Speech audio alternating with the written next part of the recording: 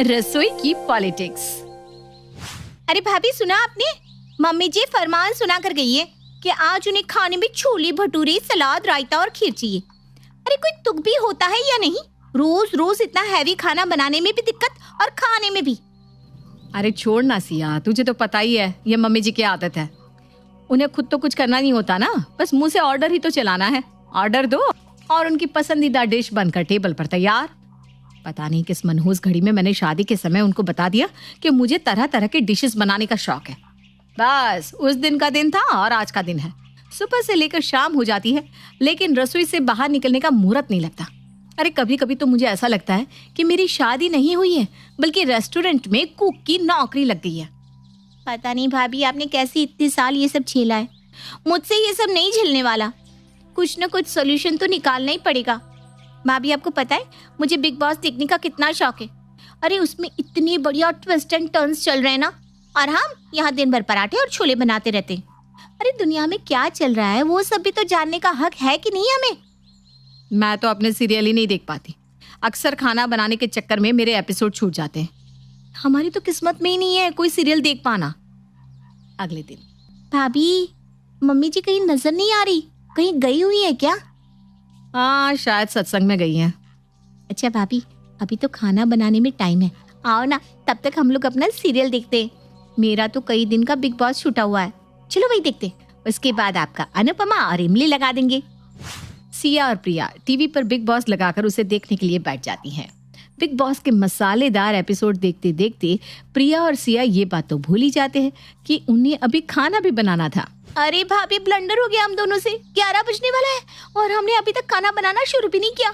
आज तो मम्मी जी हम दोनों को नहीं छोड़ेंगी। पहले ही वो हमारे किसी काम से खुश नहीं रहती। ऐसा करते बाहर से खाना मंगा लेते, किसी को क्या पता लगने वाला है, कह देंगे हम नहीं बनाया है। ठीक है, मैं ऑर्डर कर देती हूँ, लेकिन भाभी प्लीज आधे पैसे आपको देने होंगे। हाँ, अरे ठीक है ना, मैं दे दूंगी, तू ऑर्डर तो कर पहले। कहीं ऐसा ना हो कि मम्मी जी सत्संग से वापस आ जाए और हमारी सारी पोल खुल जाए। अगर मम्मी जी को जरा से भी भनक लगी ना कि टीवी देखने के चक्कर में हमने खाना नहीं बनाया, तो टीवी में से वाईफाई का कनेक्शन हमेशा के लिए गायब हो जाएगा। ठीक कह रही हैं भाभी, आप चिंता मत करो, खाना मैंने ऑर्डर कर दिया है, आधे घंटे में खाना आ जाएगा। मम्मी जी 2 बजे आने वाली है। मम्मी जी के आने से पहले सारा खाना टेबल पर लग चुका होगा। सलाद और रायता हम घर पर तैयार कर लेते हैं। सिया और प्रिया जल्दी जल्दी सलाद काटती हैं और रायता बनाकर टेबल पर लगा देती है। लेकिन हाय रे फूटी किस्मत, जिस समय उनकी सासू माँ उर्मिला सत्संग से घर लौट रही थी, ठीक उसी समय खाना डिलीवरी करने वाला डिलीवरी बॉय भी दरवाजे पर पहुंच जाता है। कौन है भाई, तू क्या लेकर आया है? माता जी, किसी ने आपके यहाँ से फूड ऑर्डर किया था, वही पहुंचाने आया हूँ। क्या खाना ऑर्डर किया था? अरे इन दोनों निकम्मियों के हाथ में कौन सा जंग लग गया है जो इन्होंने बाहर से खाना ऑर्डर कर दिया? अभी खबर लेती हूँ दोनों की। प्रिया, इधर आना जरा। लगता है आज तो गई भैंस पानी में। मम्मी जी को सब पता चल गया। मैंने तुझे कहा था ना खाना जल्दी ऑर्डर कर ले, मम्मी जी के आने से पहले खाना आ जाना चाहिए। अरे पर मुझे क्या पता था भाभी कि आज मम्मी जी जल्दी आ जाएंगी। हमारी तो किस्मत ही खराब है, भगवान भी हमारे जैसे मासूम लोगों का साथ नहीं देते। सिया, प्रिया, मैंने कहा बाहर आओ दोनों के दोनों। क्या तमाशा चल रहा है इस घर में? अरे मैं 2-3 घंटे के लिए सत्संग में क्या चली गई, तुम दोनों काम चोरों ने आज खाना ही नहीं बनाया। काम चोरी की हद पार कर रखी है तुम दोनों ने। ऐसी बात नहीं है मम्मी जी, आपको तो पता है हम दोनों तो रोज ही खुशी खुशी तीनों टाइम खाना बनाते हैं, लेकिन आज ना मेरी तबीयत थोड़ी ठीक नहीं थी, इसलिए मैंने सोचा कि बेचारी सिया अकेले कब तक बनाती रहेगी, तो मैंने बाहर से खाना ऑर्डर कर दिया। हाँ हाँ बेटा, पैसे तो पेड़ पर उगते हैं ना, इसलिए तुम दोनों ने जाकर पेड़ पर से पैसे तोड़े और फटाफट खाना ऑर्डर कर दिया। सही कहा ना मैंने? अरे मैं पूछती हूँ, जब घर में सब्जी भाजी राशन सब ला कर रखा है तो खाना बाहर से क्यों आएगा? और मुझे तो तू कहीं से भी बीमार नहीं दिख रही, अच्छी खासी हट्टी कट्टी है। आज तो तुमने बाहर से खाना मंगा लिया, लेकिन आज के बाद मैं ये बात कतई बर्दाश्त नहीं करूंगी। सासू माँ से झाड़ खाने के बाद दोनों देवरानी जेठानी रसोई की तरफ खिसक लेती हैं। अरे भाभी, खुद तो मम्मी जी दिन भर बैठकर टीवी पर सीरियल देखती हैं, और हम दोनों ने आज जरा टीवी क्या देख लिया, पूरे घर में भूचाल ही आ गया जैसे। अरे हम इंसान नहीं है क्या? हमारा भी तो मन कर सकता है ना कि कभी हम भी अपनी पसंद का कोई शो देख ले। क्या हमारी सारी जिंदगी रसोई में रोटी बेलने में ही गुजर जाएगी? अरे हम इंसान थोड़ी ना है, हम तो रोटी बनाने वाली मशीन है, मशीन। खैर, ये सारी बातें सोचने का कोई फायदा ही नहीं है। देख लिया ना आज टीवी देखने का अंजाम क्या हुआ। भाभी, इस तरह तो हम कोल्लू की बैल बनकर रह जाएंगे। अब बस बहुत हो गया। मैंने सोच लिया है, अपनी सारी जिंदगी मैं इस रसोई में खड़े होकर रोटी सब्जी बनाने में नहीं बिताने वाली। तो क्या करेगी तू? खाना बनाना छोड़ देगी क्या? नहीं, खाना बनाना नहीं छोड़ूंगी, लेकिन दिमाग से काम लूंगी तो खाना भी बन जाएगा और हमारे पास समय भी बच जाएगा। वो कैसे? देखो भाभी, माँ जी जानबूझकर रोज हमें पूड़ी, कचौड़ी, छोले भटूरे, राजमा, कढ़ी बनाने के लिए कहती हैं ताकि हम पूरा दिन रसोई में खपते रहें। लेकिन अगर इसकी जगह हम सिंपल और जल्दी बनने वाला खाना बनाएं, जैसे कि दाल चावल, खिचड़ी, पोहा, तो हमारा काम आधे से भी कम समय में हो जाएगा, सबका पेट भी भर जाएगा और हम जल्दी फ्री भी हो जाएंगे। और फिर अपने फ्री टाइम में हम चाहे टीवी देखें या अपने दोस्तों के साथ बाहर घूमने जाएं। इस बात से फिर किसी को क्या तकलीफ हो सकती है? आइडिया तो तेरा बहुत अच्छा है, लेकिन माँ जी हमारी इस आइडिया को चलने दे तब तो। आप तो डरती रही है माँ जी से, मैं बस अब यही तरीका अपनाने वाली हूँ। ठीक है, बनाओ तो, लेकिन ध्यान रखना जब माँ जी पूछेंगी तो उसकी जिम्मेदारी तुम्हारे अकेले की होगी। अगले दिन शाम के समय, सिया बहू, खाना बन गया क्या? सबके आने का समय हो गया है, टेबल पर खाना लगा दो। जी मम्मी जी, खाना बन गया है, आप लोग बैठिए, मैं खाना परोसती हूँ। सिया सबको खाना परोसती है। जैसे ही ढक्कन हटता है तो सासू माँ देखती है कि सिया ने तो डिनर में सिर्फ दाल रोटी बनाई है। अरे बहू, आज बस दाल रोटी है? वो मम्मी जी, दाल रोटी बनाइए क्योंकि दाल में ना इतना पोषण होता है, इसके अंदर विटामिन, फाइबर, प्रोटीन सब कुछ ना कूट कूट कर भरा होता है। अगर इंसान स्वस्थ रहना चाहता हो ना तो उसे दाल खानी ही चाहिए। और आपको पता है ना मम्मी जी, घर में सबकी सेहत का मुझे कितना ख्याल रहता है, बस इसीलिए मैंने आज सबके लिए गर्मा गर्म तड़का मारकर दाल बनाई है। अच्छा अच्छा ठीक है, अब तो ना मस्का मारना बंद कर, चल परोस दे सबको। अरे माँ जी ने तो इस सिया को कुछ भी नहीं कहा और सबने चुपचाप दाल खा भी ली। बहुत बढ़िया, अब तो कल से मैं भी ऐसा ही करूंगी। अगले दिन सुबह जब प्रिया खाना बनाने के लिए रसोई में जाती है तो वो हींग और जीरे में तड़का लगाकर खिचड़ी बनाकर खिचड़ी के साथ सलाद, पापड़ और अचार और रायता सजाकर टेबल पर रख देती है। अरे सूरज और प्रवीण के दुकान से आने का समय हो रहा है, खाना बन गया कि नहीं? बन गया है मम्मी जी, मैंने तो टेबल पर लगा भी दिया है। अच्छा ठीक है।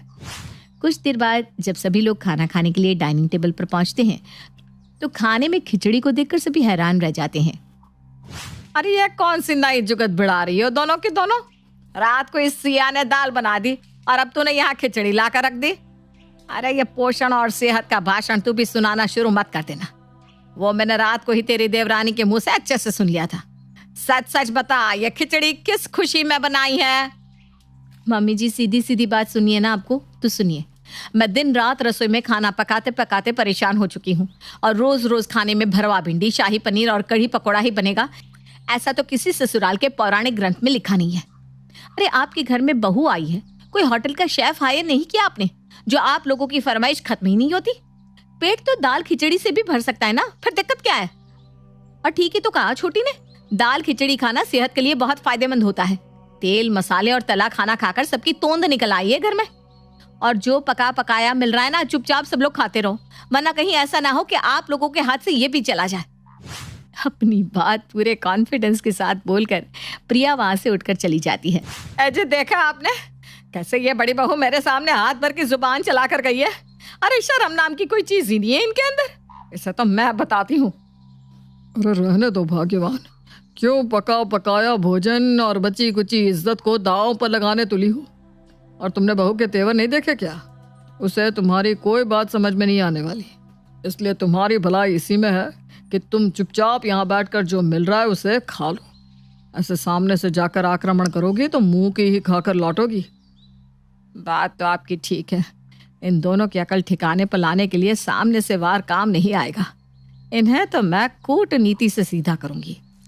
उस समय तो सास उर्मिला चुप लगाकर खिचड़ी खा लेती है, लेकिन अब उसने भी ठान लिया था कि वो दोनों बहुओं की अकल ठिकाने लगाकर ही रहेंगी। इधर दोनों बहुएं बड़े आराम से नाश्ते के लिए पोहे बनाती और लंच डिनर में बारी बारी से दाल चावल और खिचड़ी पकाती, जिससे उनकी खाना बनाने से लेकर बर्तन धोने तक की सारी मेहनत बच जाती। दोनों देवरानी जिठानी अपनी जीत पर फूली नहीं समा रही थी।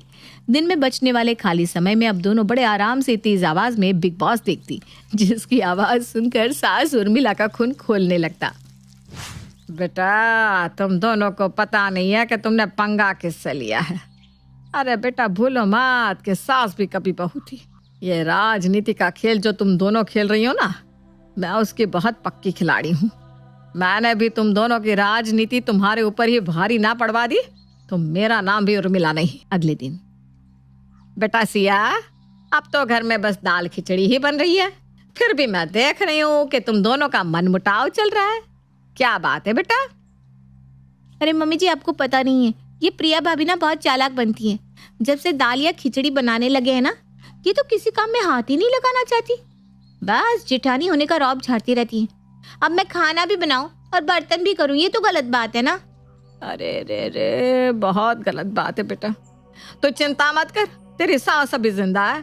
तू मुझे गलत समझती होगी, लेकिन मैं ना तुझसे बहुत प्यार करती हूँ बेटा। देख, मैंने ना एक उपाय सोचा है। मैं तुम दोनों के बीच काम का बंटवारा कर देती हूँ ताकि झगड़े की गुंजाइश ही ना रहे। हाँ, ये ठीक रहेगा। मैं अभी भाभी को बुला कर लाती हूँ। प्रिया के आने के बाद, देख प्रिया, मैंने नियम बनाया है कि एक दिन खाना सिया बनाएगी और तू पूरे दिन सिर्फ बर्तन धोएगी, और अगले दिन तू खाना बनाएगी और ये सारे दिन के बर्तन करेगी। बोलो मंजूर? हाँ हाँ, मुझे मंजूर है। ये हुई ना बराबरी वाली बात। अगले दिन जब सिया के खाना बनाने के बाद प्रिया बर्तन धोने के लिए रसोई में जाती है तो बर्तनों का पहाड़ देखकर उसका दिमाग ही घूम जाता है। अरे, खाने में तो बस खिचड़ी बनी थी, फिर ये इतने सारे बर्तन कहाँ से आ गए? अच्छा जी, सबको खिचड़ी खिलाने के बाद चुपके चुपके अपने लिए पकवान बनाए जा रहे हैं। अगले दिन प्रिया का खाना बनाने का टर्न था। जैसे ही वो खाना बनाने के लिए रसोई में आती है, उसकी सास उर्मिला भी उसके पीछे पीछे रसोई में आ जाती है। अरे बहू, क्या बनाएगी आज? दाल चावल बना रही हूँ मम्मी जी। हाँ हाँ, बना ले बेटा। मैं तो जानती हूँ तू शुरू से ही सीधी और मन की साफ है, जल्दी बातों को मन से नहीं लगाती। मतलब अब कहना क्या चाह रही है मम्मी जी? अरे बेटा, बस तू थोड़ी सीधी है ना, इसलिए बता रही हूँ। कल जब सिया ने देखा कि खिचड़ी बनाने के बाद धोने के लिए बर्तन ही नहीं है, तो उसने जानबूझकर सबको हलवा बनाकर खिलाया ताकि तेरे धोने के लिए बर्तन इकट्ठे कर सके। वरना वो और बिना कुछ कहे बना ले, ऐसा हो सकता है क्या? लेकिन मुझे पता है तू इतनी सीधी है कि तू बिल्कुल ऐसा नहीं करेगी। तू दाल चावल ही बनाएगी और वो आराम से आकर एक कुकर धोकर चलती बनेगी। नहीं नहीं, मैं अभी इतनी सीधी नहीं हूँ मम्मी जी। जैसे के साथ तैसा होना ही चाहिए। मुझसे ढेर सारे बर्तन धुलवाए थे ना, तो मैं कौन सा इसे सस्ते में बख्शने वाली हूँ। मैंने भी उतने ही बर्तन ना धुलवा लिए तो मेरा नाम भी प्रिया नहीं। माँ जी, आप ही बताओ, आज आप क्या खाओगे? मैं आपको वही बनाकर खिलाऊंगी, और ऐसे डिश का नाम बताना जिसमें ढेर सारे बर्तन झूठे होते हैं। अच्छा, तू इतना कह रही है तो ऐसा कर, आज इडली सांबार बना ले। इतने बर्तन झूठे होंगे कि शाम तक बर्तन ही धोती रहेगी। ठीक है मम्मी जी, आप आराम से बैठ जाओ, मैं खाने की तैयारी कर लेती हूँ। अपनी चाल को सफल होता देख उर्मिला खुशी से गदगद हुई जा रही थी। अगले दिन जब सिया सुबह खाना बनाने के लिए रसोई में आई, उर्मिला ने वही चाल सिया के ऊपर भी चल दी। देख सिया बेटा, तू छोटी है ना, बस इसी बात का फायदा उठाती है ये प्रिया। वैसे तो देख ले, रोज दाल खिचड़ी और पोहे बना रही थी, लेकिन जैसे ही मैंने तुम दोनों का काम बांटा, उसी दिन उसने जानबूझकर इडली सांबार बनाया ताकि तुझे ढेर सारे बर्तन धोने पड़े। अरे तेरी खुशी से जलती है वो, तुझे सुकून से बैठे हुए देख नहीं सकती। आप बिल्कुल ठीक कह रही हैं मम्मी जी। मैं भी तो वही सोच रही थी कि भाभी तो खुद मुझे दाल और खिचड़ी बनाने के लिए कह रही थी, फिर उन्हें क्या सूझी, आज इडली सांभर बना लिया। तो ये बात है, मुझे परेशान करने के लिए उन्होंने इडली सांभर बनाया था। ठीक है, मैं भी उनको मज़ा चखा कर ही रहूँगी। मैं भी आज खिचड़ी नहीं बनाने वाली, मैं आज लंच में दाल चावल सब्जी रोटी सब कुछ बनाऊंगी, फिर आएगा मज़ा। दो कुकर और कढ़ाई जब साथ में धोएंगे ना तो दिमाग ठंडा हो जाएगा।